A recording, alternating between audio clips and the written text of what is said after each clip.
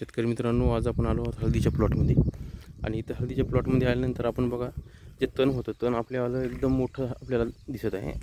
हे बघा, अशा प्रकारे याच्यामध्ये मोठा इचडा, छोटा इचडा, केना आणि बारीक जे फुलकं आहे ते पण इथं आहे. हे सर्व आपण कशा प्रकारे याचं व्यवस्थापन करायचं, याला कसं संपवायचं, यासाठी आपण सर्वात महत्त्वाचं म्हणजे तणाला संपवण्यासाठी आपण काय उपाययोजना करायच्या. तर सर्वात महत्त्वाचं आपल्या उपाययोजना हे करायचे आहेत की आपलं जे हळदीचं पीक आहे हे आपण बेड पाडल्यानंतर त्याच्यावर हळद लावली. 1 फुटावर 4-4.5 फुटाची बेड पाडली. त्याच्यावर 1 फुटाच्या 2 लाईन घेऊन 6 इंचावर 1-1 किंवा 9 इंचावर 1-1 अशा प्रकारे थोंब टाकलेला आहे. आणि त्याच्यानंतर आपण इथं हळद लागवड केली. त्याच्यानंतर 15-20 दिवसांनंतर आपण याला पाऊस पडले नसल्यामुळे पाणी दिलं. त्याच्यानंतर वरचा पाऊस झाला. त्याच्यानंतर मग आपण काय केलं, तर सर्वात महत्त्वाचं म्हणजे आपण याच्यावर राऊंडअप फवारलं. राऊंडअप फवारल्यामुळे काय झालं, बरंच गवत जे आहे अशा प्रकारचं हे असं वाढलेलं हे थोडं सुकलं. हे अशा प्रकारे लवाळी पण सुकली.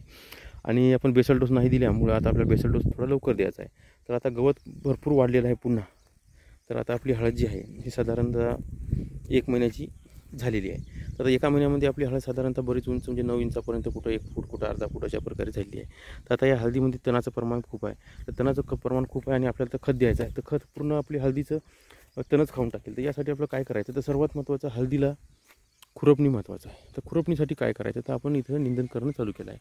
तर अशा प्रकारे इथं निंदन चालू आहे. तर हे निंदन चालू झाल्यामुळे आता हे पूर्ण जे गवत आहे हे पूर्ण गवत आपल्याला इथं साफ करणं चालू आहे. ते साफसफाई कशी करायची, तर बघा इथं निंदन कशा प्रकारे व्यवस्थापन केलं आहे. एकदम स्वच्छ हा प्लॉट झालेला आहे अशा प्रकारे. तर अशा प्रकारे आपण पूर्ण शेत हे तणमुक्त ठेवलेलं आहे. तर अशा प्रकारे व्यवस्थापन करायचं आहे. आणि त्याच्यानंतर आपण खताचं व्यवस्थापन करायचं आहे.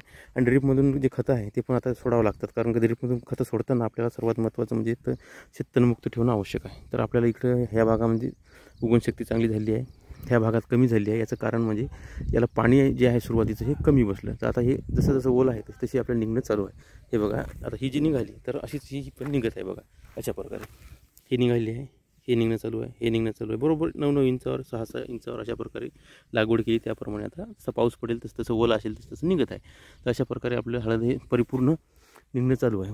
वरचा भाग जो आहे लवकर निघाला, कारण आपण तिथं काय केलं, थोडं उशिरा लवकर लावल्यामुळं पाणीसुद्धा लवकर लागलं. स्प्रिंकलरने दिलं सुरुवातीला. त्याच्यानंतर मग टप्प्याटप्प्याने इकडे आलो तसं हळद असेल तर निघणं चालू आहे. आणि हा जो भाग आहे हा निंदन करायचा आहे आणि हा झालेला आहे वरचा. तर अशा टप्प्याटप्प्याने निंदन सुरू आहे, त्याला आपण खुरपणी म्हणतो. खुरपणीची गरज नाही आता, फक्त आपल्या ड्रीपमधून खतं सोडायची आहेत.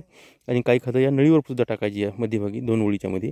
तर 2 ओळीच्या मध्ये टाकण्यासाठी आता आपलं खत व्यवस्थापन करायचं आहे. तर त्यासाठी आपल्याला खताची जी मात्रा आहे ती एकरी 10-26 ही द्यायची आहे. आणि याच्यात काही थोडाफार बदलही करायचा आहे, कारण आता थोडंसं पीक उंच झालं, त्याला मुळ्या पण आल्या, ते खाण्यायोग्य झालं. तर त्याला मुळे आल्या म्हणजे तोंड आलं म्हणजे त्याला खाण्यायोग्य झाल्यामुळे आता त्याला आपण खाद्य द्यायचं आहे. तशा प्रकारे व्यवस्थापन करायचं आहे. ही आहे हळद चंद्राई.